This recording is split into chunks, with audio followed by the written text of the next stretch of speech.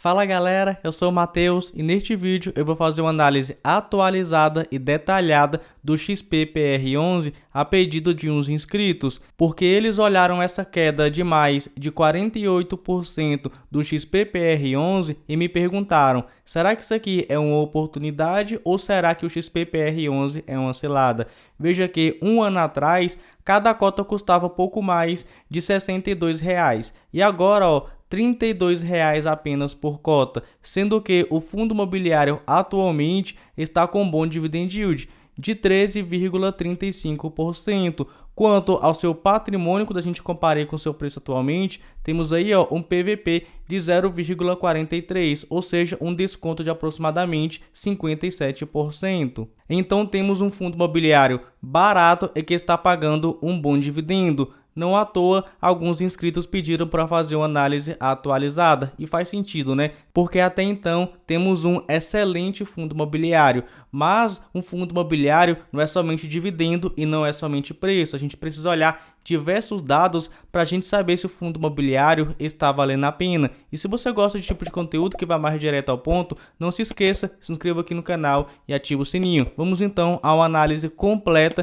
do XPPR11. Vou começar desde o início e vou seguindo aí no vídeo. Temos que ele teve seu início em dezembro de 2019, então o tempo de vida dele ainda é de curto prazo. Mas vejamos quem cuida do fundo imobiliário. Temos aí como gestor a XP e como administrador a Vortex, que cobram as seguintes taxas. Temos aqui uma taxa de administração de 0,95% a 0,75% ao ano, em regra de cascata conforme o regulamento do fundo. Temos também uma taxa de performance de 20% do que exceder o benchmark. Para quem não sabe o que é benchmark, nada mais é do que uma rentabilidade-alvo. O fundo não garante isso aqui, mas ele busca entregar por ano o IPCA mais 6%, e o que passar disso aqui, ele cobra uma taxa de 20%. E como o XPPR11 é do tipo tijolo do segmento de lajes corporativas, na minha opinião, essa taxa está bem tranquila. Quanto à liquidez, ou seja, o volume negociado, eu estou olhando agora o volume financeiro médio negociado, e na minha opinião, para um fundo ter uma boa liquidez, é de no mínimo R$ 1 milhão.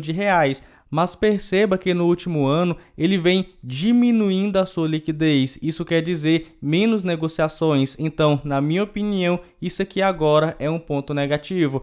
Quanto à sua comparação com o IFIX, para quem não sabe o que é o IFIX, é o índice de fundos imobiliários. E na minha opinião, para um fundo ser bom, ele tem que ao menos superar o IFIX.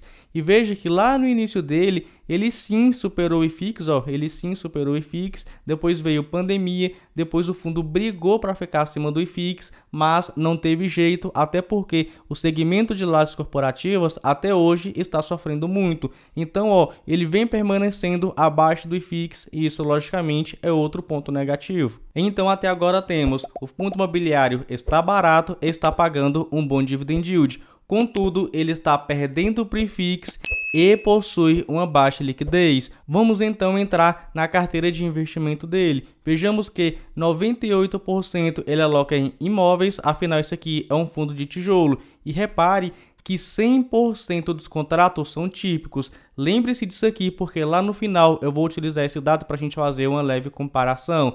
Vamos então prosseguir. Vejamos que o fundo possui participação em 5 imóveis, todos eles localizados em São Paulo, seja São Paulo capital ou Barueri, também localizado em São Paulo. E é bom destacar que um pouquinho atrás o fundo imobiliário não tinha apenas 5 ativos, ele tinha mais ativos. Contudo, ele vem vendendo seus imóveis para reduzir a alavancagem. E para quem não sabe o que é alavancagem, é o grau de dívida do fundo imobiliário, e eu já adianto, o XPPR11 está extremamente endividado. Vamos então agora falar a respeito dos seus locatários. Ele possui 18 locatários, sendo os principais marcados aí na tela para você. É um ponto bem importante, a Shopee é responsável por 23% da receita do fundo imobiliário. Isso aqui, na minha opinião, é um risco, porque se acontece alguma coisa com a Shopee, temos aí 23% da receita do fundo comprometido. Ah, Matheus, mas a Shopee é grande, é uma empresa de peso e tal. Sim, mas você viu aí o lance da Americanas, né? qualquer empresa está suscetível a algo assim. Por isso que, na minha opinião, quanto maior for a diversificação de locatários de um fundo imobiliário, melhor. Por isso que 23%, quase um quarto da receita do fundo imobiliário em apenas um inquilino, eu considero um risco. Mas vamos continuar aqui. Logicamente, esses inquilinos são de diversos segmentos da economia, sendo comércio eletrônico, serviço financeiro, tecnologia e diversos outros. Quanto à correção dos contratos, temos aqui 36% IPCA, que é o índice oficial de inflação aqui no Brasil, e 64% IGPM. Para quem não sabe o que é IGPM, é conhecido por ser o índice de inflação do aluguel. E para quem não sabe o que é inflação, é esse aumento de preço das coisas. Mas vamos continuar e ver agora o vencimento desses contratos. E veja que 81% vão vencer de 2025 em diante. Mas lembre-se que 100% dos contratos são típicos, ou seja, é só os inquilinos pagarem ali uma pequena multinha e eles podem sair do imóvel tranquilamente. É muito diferente, né, de um fundo imobiliário que tem aí contratos atípicos. Mas vamos ver aqui agora a questão da vacância. E cara, na minha opinião, isso aqui é um ponto extremamente negativo, porque atualmente 45% dos imóveis do fundo estão desocupados. E isso não é de hoje, pode ver que isso perdura há bastante tempo. Então temos aí, né, outros pontos negativos. O fundo possui 23% da receita em apenas um inquilino e 45% de vacância. E eu ainda vou falar da dívida do fundo imobiliário, que atualmente está extremamente alta. E para isso eu vou entrar no informe mensal do fundo imobiliário do mês de dezembro de 2022, porque foi o último que ele soltou aí no mercado. Vamos lá na parte de passivos, vamos lá embaixo, temos aqui informações de passivo, temos aqui os rendimentos que o fundo distribuiu, temos aqui a taxa de administração a pagar, e olha que interessante aqui no item 18, temos obrigações por securitização de recebíveis, ou seja, o fundo imobiliário emitiu CRIs,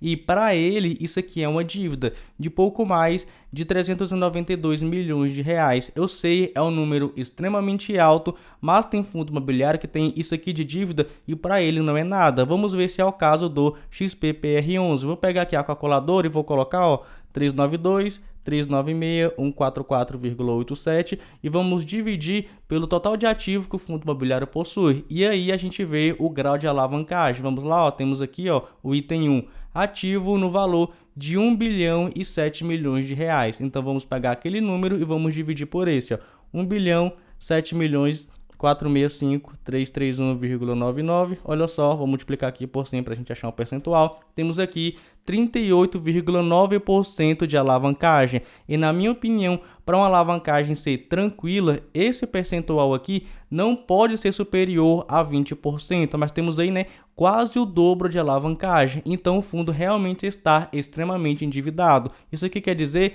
que quase 40% dos imóveis do fundo estão comprometidos com dívidas. E agora que eu já te passei todas essas informações, eu vou compilar aqui para você os pontos positivos e negativos para a gente chegar na nossa tomada de decisão, para a gente ver se o XPPR11 está valendo a pena. E não se esqueça, se inscreva aqui no canal se você gosta desse tipo de conteúdo. Mas vamos lá, vou começar pelos pontos positivos. O primeiro, o XPPR11 é o velho fundo imobiliário multi-multi, ou seja, ele possui participação em 5 imóveis, mas detalhe, ele está vendendo para pagar a dívida, mas até então ele possui participação em 5 imóveis locados para 18 inquilinos. Outro ponto é o seu dividend yield, que atualmente está em 13%, mas não quer dizer que o fundo está entregando realmente um dividendo absurdo, mas sim porque o valor da cotação dele caiu bastante. E o que é, né, o cálculo do dividend yield? É o dividendo pago dividido pelo valor da cota atual. Então, quanto menor for o valor da cota atual, maior vai ser o dividend yield. Então, não caia nessa que ele está entregando um bom dividendo. O dividend yield está bom,